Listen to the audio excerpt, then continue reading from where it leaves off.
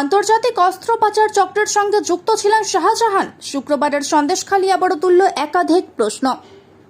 শুক্রবারের সিবিআই অভিযানে সরবেরিয়ায় আবু তালেব মোল্লার বাড়িতে মিলেছে অস্ত্র ভাণ্ডারের খোঁজ। সূত্রের খবর, দেখা মিলেছে প্রচুর বিদেশি অস্ত্রের। তারপর থেকে অপারেশনে নেমেছে এনএসজি। এই বিদেশি অস্ত্র কি 5ই জানুয়ারি শাহজাহানের বাড়িতে ছিল? সেই কারণেই কি এটিকে মরিয়া হয়ে আটকায় শাহজাহান বাহিনী?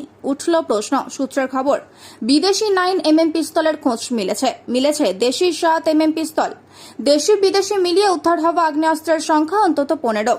বোমা কার্তুজও উদ্ধার হয়েছে। ওয়াকিবহাল মহলের ধারণা, বিদেশি অস্ত্র থাকার অর্থ আন্তর্জাতিক অস্ত্র পাচার চক্রের সঙ্গে যোগ। সেই যোগ কি তাহলে শাহজাহানের? এই প্রশ্ন উঠছে।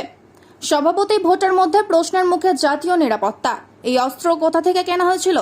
এই অস্ত্র পাচার চক্রের সঙ্গে কি আন্তর্জাতিক সন্ত্রাসবাদী সংগঠনের যোগ রয়েছে? শাহজাহানই বা কিভাবে জড়িত? কিভাবে হয়েছে অস্ত্র পাচার? শাহজাহানের বাংলাদেশের রোহিঙ্গা ক্যাম্পে যাওয়ার সঙ্গে কি এর যোগ আছে? তাহলে কি রোহিঙ্গা অনুপ্রবেশ এবং আশ্রয় দেওয়ার ক্ষেত্রে শাহজাহান সরাসরি যুক্ত? এনএসজির অভিযানের পর থেকেই প্রশ্নগুলি ঘোরাফেরা করছে সন্দেশখালীর আনাচে কানাচে।